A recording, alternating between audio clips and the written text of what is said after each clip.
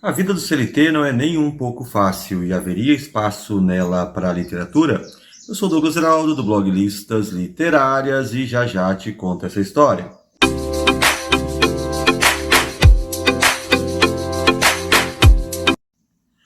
Olá, leitores e leitoras, eu sou o Douglas Heraldo, do blog Listas Literárias, e esse é o meu canal no YouTube, onde a gente amplia as discussões literárias, sempre trazendo uma nova e diferente perspectiva sobre o mundo dos livros e da literatura. E por isso eu te convido para se inscrever aqui no canal, deixar o seu like e o seu joinha, que tenho certeza que o vídeo de hoje vai valer bastante a pena, até porque vamos estar discutindo e tratando de questões que conversam diretamente com a vida da ampla maioria dos brasileiros.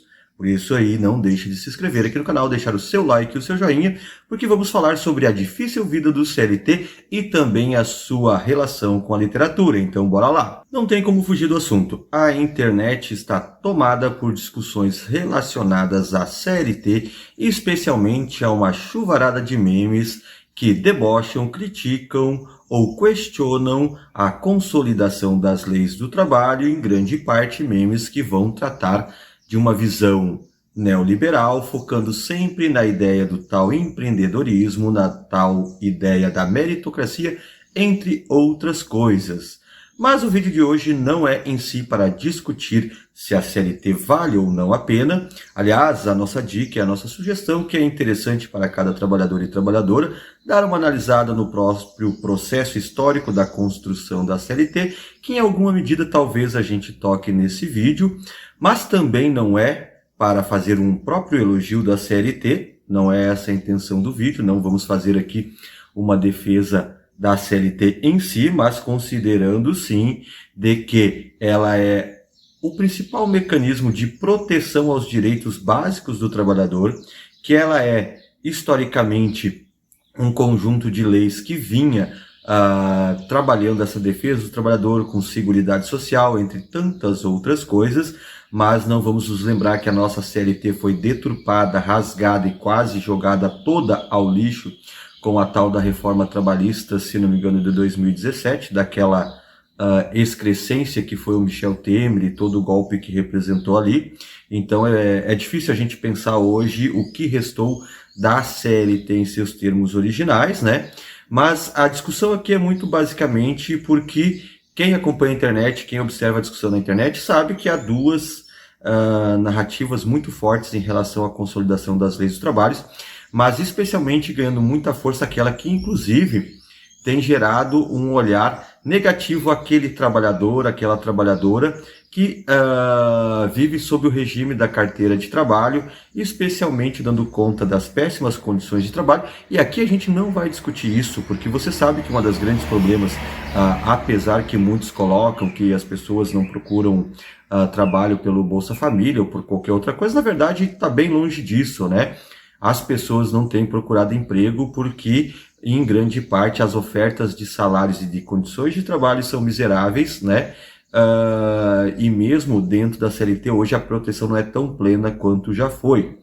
Ao mesmo tempo que, nessas narrativas da internet, nós vamos encontrar uma outra série de narrativas que vão tratar justamente de uma crítica severa a este novo mercado de trabalho, a esta mudança do mercado de trabalho, que para alguns, inclusive, já estão chamando de tecnofeudalismo, e faz sentido toda essa conjuntura, né? Porque olhando a cabo, e também não é a discussão do vídeo a gente entrar ainda não na questão do tecnofeudalismo, mas essa uberização, essa precarização do trabalho, ao mesmo tempo que encanta muitos trabalhadores com os memes críticos e severos contra a CLT, os atiram a uma jornada de trabalho talvez ainda mais angustiante, precarizada e assim sem grandes remunerações e aí sim sem nenhuma garantia de segurança social. Mas, como eu disse, o vídeo em tese não é sobre tudo isso, o vídeo vai adentrar alguma dessas discussões, mas vocês sabem, aqui no nosso canal a discussão é literatura, e diante desse cenário de disputa ideológica e política quanto aos trabalhadores, né, e com diferentes textos, e aí vamos mais uma vez focar a ideia da questão dos memes, né, agindo sobre a grande massa trabalhadora, nos faz pensar um pouco, e a literatura com tudo isso? O que que a literatura pode nos auxiliar, o que que a literatura nos indica a respeito da vida do CLT e também a literatura? E aí é inevitável a gente começar pelo texto canônico do Antônio Cândido, que será Direito à Literatura, onde ele vai defender a literatura como um direito de todos nós, de todos os cidadãos, né? Mas o Antônio Cândido lá, primeiro, com a consciência que poucos pensadores desse país sempre o tiveram, ele vai observar como nós vamos falar em literatura para pessoas, e aí vamos pensar a própria natureza do CLT, com longas jornadas de trabalho e longas jornadas para chegar a esse trabalho precário, né? Como pensar em literatura aquele que está correndo pela sobrevivência, pelo pão nosso de cada dia, e aí essa CLT a gente pode ampliar para os nossos precarizados, né? Como falar em literatura, na leitura de um livro, para quem está labutando quase todo o horário do trabalho, quase sem tempo para viver mais. Então, Antônio Cândido já colocava esses mecanismos de preocupações quanto, né, às emergências e às urgências do trabalhador ou da grande massa operária. E Antônio Cândido, nesse sentido, é fundamental para a gente começar a pensar a relação do CLT com a literatura, até porque o próprio, como em muitos vídeos que vocês vão encontrar pela internet ou no seu próprio texto canônico do Direito à Literatura, vai colocar lá que a sua ideia não é só que a gente... E, aliás, Antônio Cândido, apesar que alguns possam pensar e alguns fazem uma leitura errônea, ele, de modo algum, ele vai rechaçar a cultura popular ou todas as outras fabulações, até porque o próprio texto do Direito à Literatura vai reforçar entre seus argumentos justamente essa necessidade que nós temos das fabulações, né? E isso sendo um dos elementos que nos dariam essa necessidade do literário, da narrativa. Então ele não vai rechaçar a literatura popular, a cultura popular, como às vezes a gente vê muito aí, a gente vê muito crítico acadêmico, é muito fácil a gente descer a lenha no funk, no sertanejo, ou mesmo na cultura de massa e cultura popular, né, como uma coisa menor, uma coisa pobre, uma coisa vil, sem analisar todos esses outros aspectos. Antônio Cândido não fazia isso, mas ele colocava que a este operário, que a este trabalhador, que as grandes massas também não deveria ser sonegado o direito e o acesso a grandes obras da nossa literatura. E aí tem um vídeo especialmente que ele vai colocar, né? O operário também tem que ter acesso a Dostoiévski, Machado de Assis, entre outras. E é a partir daí, como essa grande... e aí já é um termo complicado utilizar grande literatura, mas é a partir daí de pensar como essa grande literatura, ou esta literatura tida pela academia como relevante, também diz muito respeito à natureza e à vida do trabalhador CLT que está aí naquele corre desgraçado e danado para dar conta da sobrevivência, né? E justamente porque nessa literatura nós vamos encontrar grandes elementos que vão dar conta dessa reflexão e dessa análise, mostra-se ainda mais fundamental a gente seguir os princípios de Antônio Cândido no sentido dessa literatura e também essa literatura clássica ser um direito de acesso a todos.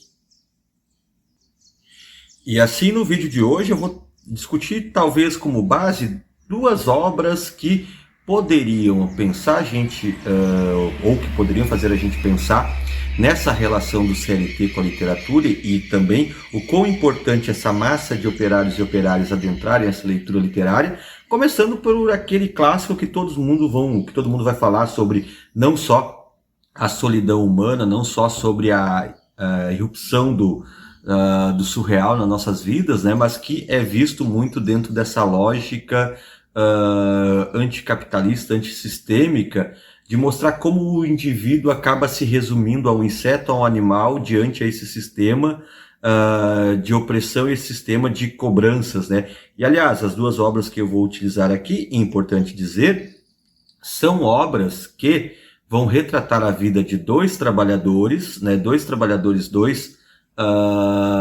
pessoas que lidam com a relação do trabalho de uma forma muito oprimida, e que obviamente é antes da CLT, que no caso do Brasil a nossa CLT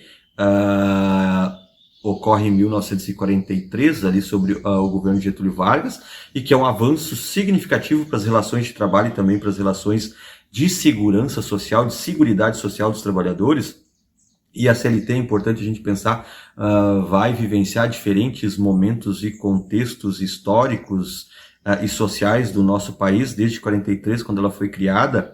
Aliás, não deixa de ser curioso, estava trabalhando com algumas turmas, alguns memes relacionados à CLT e tudo mais. Não deixa de ser curioso, por exemplo, que no período da ditadura militar, aquela excrescência de momento histórico da sociedade brasileira, os militares usaram como aspecto positivo, né, o trabalhador, porque a carteira assinada e essa ideia de ser um trabalhador ali obediente o indicava não ser um subversivo, vejamos, né? E aí hoje esse mesmo ideário reacionário de extrema direita tem corrido esses trabalhadores da CLT. Então isso é um elemento curioso que me chama a atenção.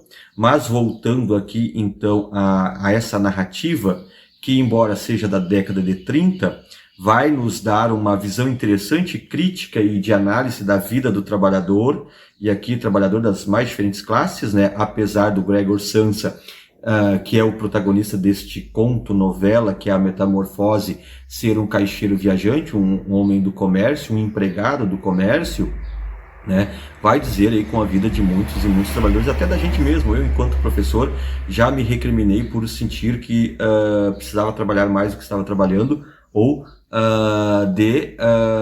às vezes a gente chega ao absurdo de se questionar por que tirar um dia de folga ou por que não estar fazendo nada, diante de tanta pressão desse sistema de produtividade que nós vivemos hoje, né? Isso acontece mesmo nas academias. Vamos pensar os mestrados e doutorados. Essa lógica da produtividade é bastante severa. E aí aqui o Gregor Samsa, ele é esse personagem que numa manhã de sonhos intranquilos, ele desperta, né, na forma de um inseto imundo, sujo, e que vai passando ali os seus dias depois dessa nova realidade com a qual o Gregor Samsa se transforma. E assim, o que acaba impactando e sendo impactante, que a preocupação de Gregor Samsa, a primeira grande preocupação do Gregor, não é sequer ele estar naquela forma cruel e subhumana de um inseto, né? Ele não se questiona a realidade sua dentro da narrativa ficcional de ser um inseto imundo.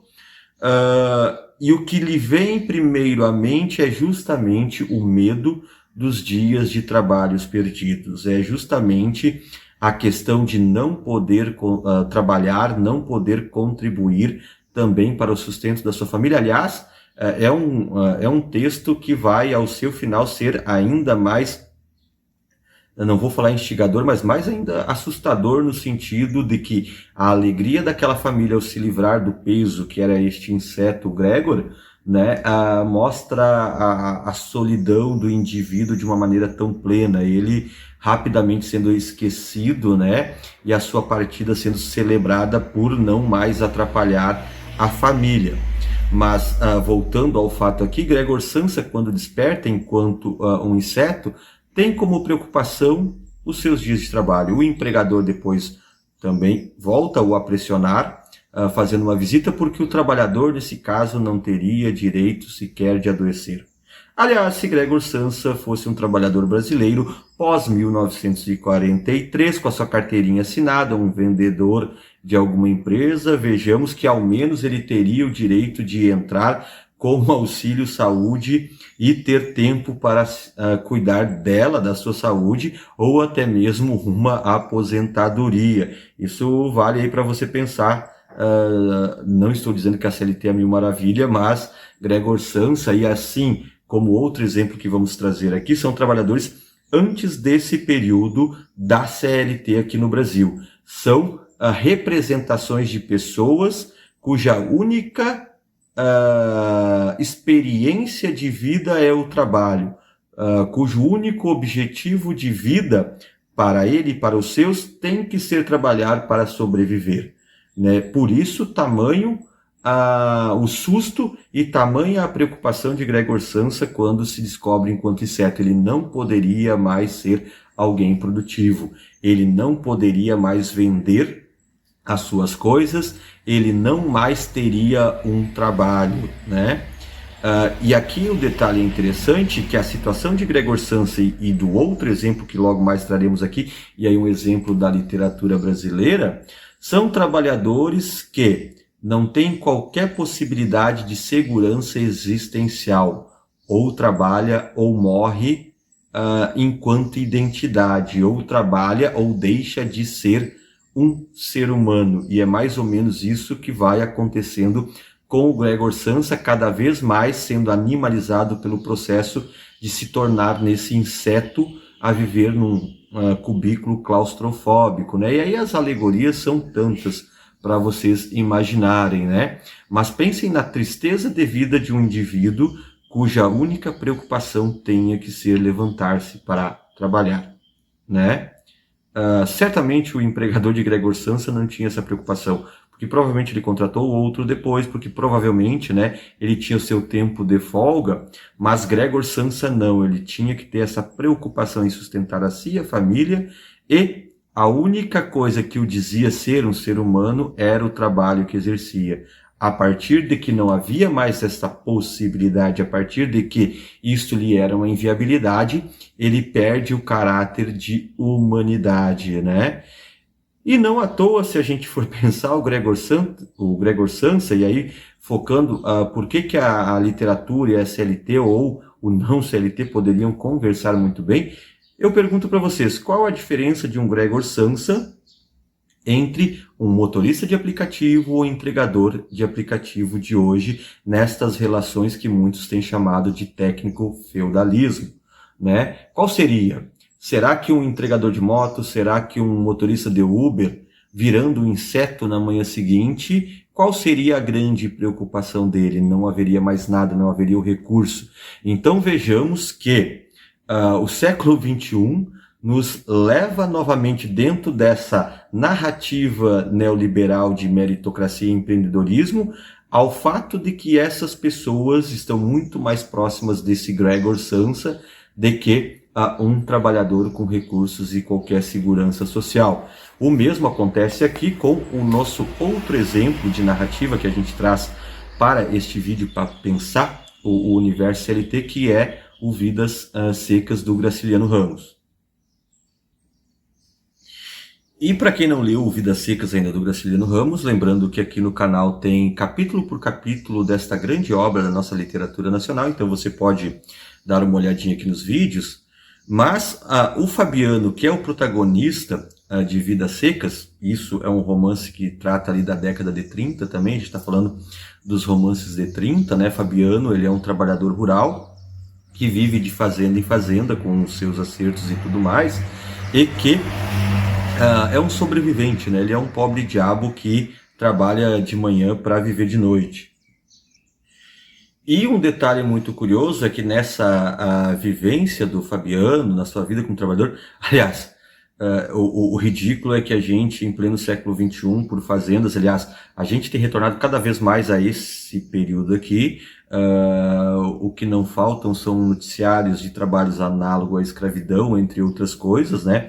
Fabiano é de um tempo sem qualquer segurança no meio de trabalho, e o que a gente tem visto, a despeito de a gente avançar em conquistas e benefícios sociais, nós temos visto que os nossos trabalhadores estão retornando a este mundo e universo do Fabiano. O Fabiano, ele é quase, né, ele é totalmente oprimido pelo fazendeiro que o contrata. Fabiano, inclusive, vai carregar sempre aquela percepção da injustiça nas contas, quando ele acha que vai sobrar algo da comissão ou do que ele tem para fazer, as contas do empregador, as contas do patrão, sempre acabam retirando dele um tanto quanto mais. E não precisa, não estou falando besteira aqui, vocês podem olhar várias notícias, várias as oligarquias brasileiras, o tal do agro que a gente fala muito e que vocês falam muito e que o povo fala muito, né? E que são essas oligarquias rurais, desde a cana-de-açúcar, desde a escravidão desse país, porque essa gente, se não tivesse uma CLT, aliás, talvez um dos meus alunos teve uma resposta mais interessante, a gente discutindo textos normativos e legais. Eu perguntei para a turma por que nós recebemos salário pelo que fazemos, né? E aí ele diz, porque está na lei. Porque, de fato, se não tivesse, né, essa galera gostaria de ter gente trabalhando de graça, escravizada, como já fizeram no passado e como a gente ainda encontra hoje no nosso presente, no nosso dia a dia, assim como o Fabiano em Vidas Secas, né, se matava trabalhando, organizando a fazenda e não conseguia ter benefício algum. E quando ele imaginava que as suas contas seriam positivas, ele, né, era surrupiado a partir do seu desconhecimento, a partir da sua falta de estudo, a partir da sua própria natureza humilde, né, de ter que abaixar a cabeça nesse sentido e obedecer, porque Fabiano sempre foi consciente do poder que lhe oprimia. Esse é um detalhe talvez dos mais interessantes de Vidas Secas e que o Graciliano Ramos traz. Há alguma consciência no Fabiano, mas a ele não restava nada. E aí, mais uma vez, a gente pode trazer para as discussões da CLT e do CLT. Eu acho que o momento é discutir se conseguiu convencer muito que a CLT é a pior de todas as coisas e que ela não é a melhor de todas as formas. Ainda que seja muito interessante você observar que CLT é algo bastante múltiplo e complexo, né? O CLT vai desde o operário de fábrica que ganha R$ 2.100 reais ou um pouco menos que isso, ou o próprio salário mínimo, né? Se enquadrando na CLT, e vai até o jogador de futebol cujo regime de trabalho e de serviço é o DCLT, sem falar nos CLTs premium, supervisores, engenheiros, gente formada que com certeza não largaria a mão do seu fundo de garantia, não largaria a mão de alguns benefícios sociais que a CLT tem, a despeito de que muitos desses mais CLTs premiums aí, inclusive, ressoem como papagaios os discursos neoliberais que a gente encontra por aí, né? A CLT, todavia, ela, como eu disse, talvez ela não seja a solução mais significativa, mas o problema é que esse discurso, essa linguagem, essa enxurrada de textos, né, negativos à CLT, que vão de crianças em ônibus não querendo CLT, e nada contra elas, porque a vida de CLT é difícil mesmo. A vida de CLT não é a melhor coisa, a gente tem que discutir essas melhorias, não é. Por outro lado, só que esse discurso e a intenção de quem tem produzido esse discurso, mais do que gerar um empreendedor de sucesso, mais do que gerar um novo milionário rico, como eles fazem querer parecer, ou mentem como se fosse assim, tem gerado muito mais trabalhadores no que se enquadram, tanto como o Fabiano, do Vidas Secas, ou o Gregor Samsa, aqui de Metamorfose. Trabalhadores cuja única existência tem que ser para o trabalho. Gente que precisa trabalhar 12, 13, 14 horas por dia e não pensar na sua situação, não refletir sobre a situação difícil das relações de trabalho nesse mundo contemporâneo e tecnológico de tecnofeudalismo, como eu já disse. Aqui tem um livro que tem feito bastante assim, sucesso e discussão nesse sentido, que vale a pena vocês darem uma olhada, mas a gente, assim, não precisa a gente ser muito, né, esperto para olhar que as relações de trabalho cada vez mais estão próximas de um princípio de era industrial ou até mesmo de um medievalismo, se a gente pensar isso do feudalismo, né? Porque qual a diferença entre o cidadão entregador de aplicativo, o cidadão que trabalha por conta, mas que esse por conta que lhe venderam quer ser patrão, né? Ser patrão, e aí a gente vai entrar, tem umas outras séries de memes que são bem curiosas e eu acho interessantes, que é o CEO de MEI, né? Convenceram que isso é meritocracia, convenceram que isso é empreendedorismo, mas que no fundo resulta em gente trabalhando 16 horas por dia, achando que isso é bom para uma remuneração média tão igual ou minimamente superior ao do tal CLT com a carteira assinada e com alguns benefícios sociais ainda, porque a ideia dessa gente é sempre tirar mais, né? A ideia dessa gente é sempre cortar mais. Pior que a reforma da Previdência, pior que várias outras coisas do golpe de 2016, o que resultou de pior foi a reforma trabalhista. Pioraram as condições de trabalho, agora tem muito empresário, muito dono de empresa aí reclamando que não consegue trabalhador, com o corte monstruoso que fizeram na CLT, com a destruição quase que completa da CLT. Meu querido, vai arrumar gente para trabalhar como, né? Mas as outras opções também não têm se mostrado as melhores, né? Aliás, assim como o Fabiano não consegue negociar com o seu patrão, assim como o Fabiano não consegue discutir com o fazendeiro e ter um melhor benefício, me diz aí qual entregador de app consegue colocar preço no seu próprio trabalho, no seu próprio tempo, né?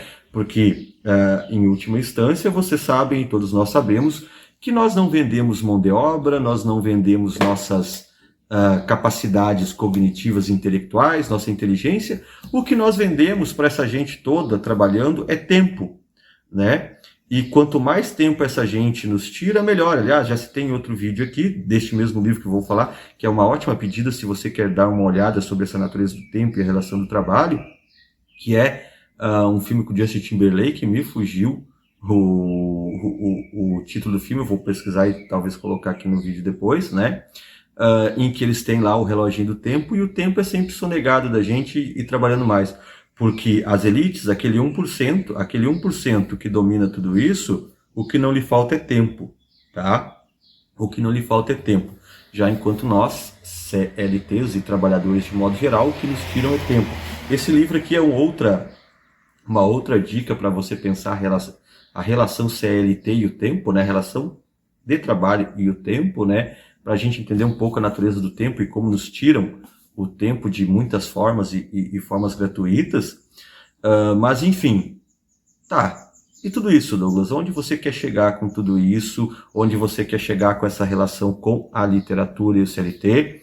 Né? Primeiro, demonstrar isso, né? A nossa vida contemporânea, século XXI, a despeito dos discursos neoliberais, dos discursos de uma extrema-direita que querem acabar com qualquer seguridade social que exista ou com qualquer justiça social, nós somos afastados daquilo que Antônio Cândido sempre preconizou, que é o direito à literatura.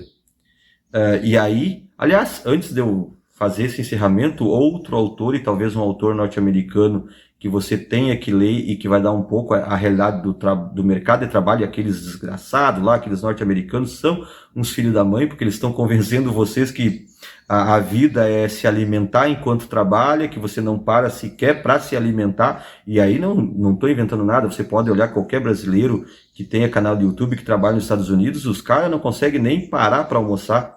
Os caras têm que comer trabalhando e almoçando, sem qualquer segurança, sem qualquer outra coisa, e juram que isso é uma experiência de vida, né? Aliás, se pergunte, trabalhar de domingo a domingo na escala 7x0, que nem muitos trabalham, para quê? Para quê? 17 horas por dia, você vai gastar o dinheiro que nem vai ganhar tanto mais assim? No quê e quando, né? É um detalhe.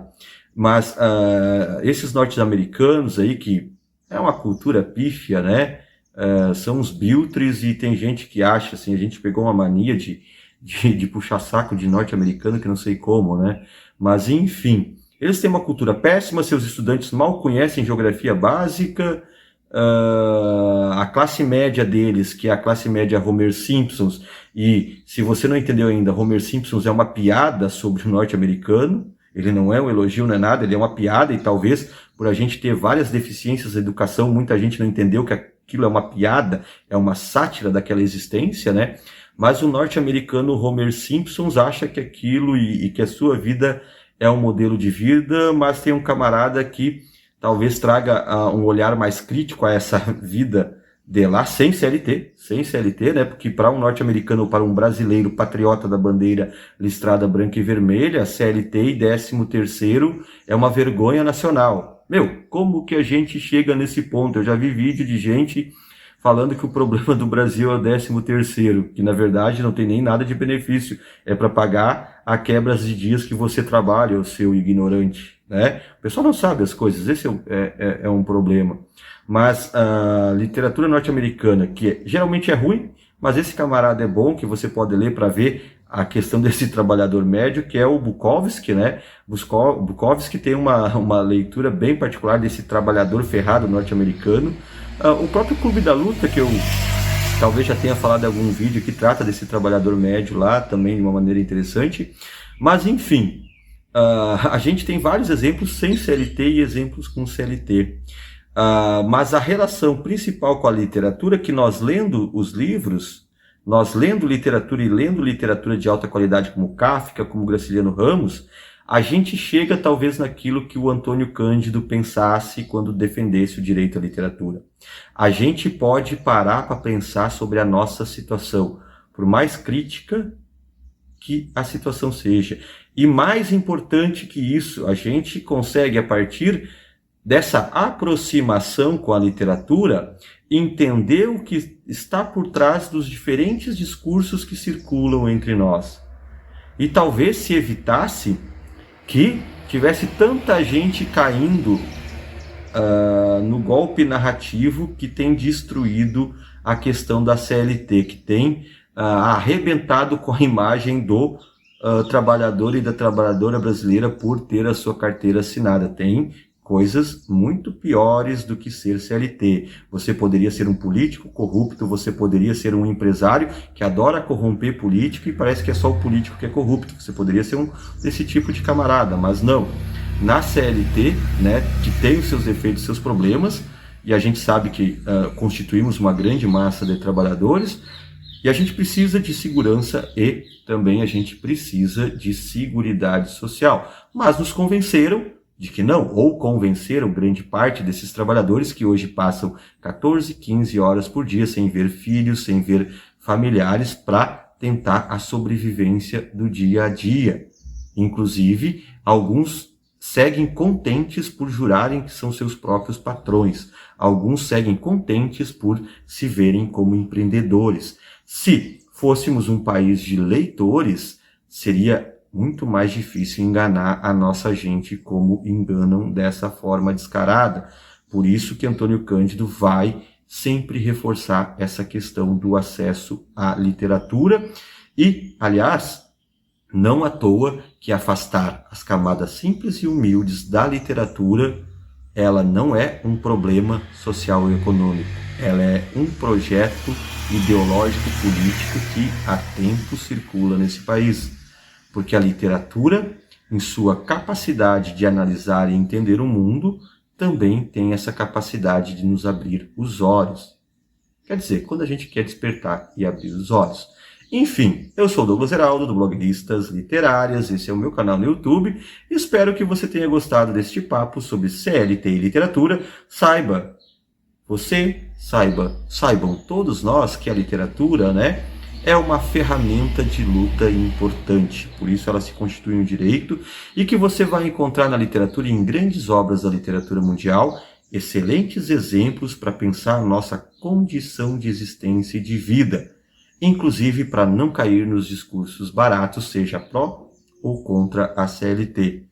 Porque o inimigo está num patamar acima, o inimigo é sistêmico, e esse sistema, esse inimigo sistêmico tem vencido cada vez mais e nos atirado a um futuro e talvez mais perigoso sistema, né? Porque o capitalismo está se unindo com o feudalismo de tal forma que, né, seremos mais nada se isso continuar nesta caminhada e numa caminhada que graceja, assim, sem questionamentos, que graceja quase sem oponentes. Até a próxima, um grande abraço e até lá!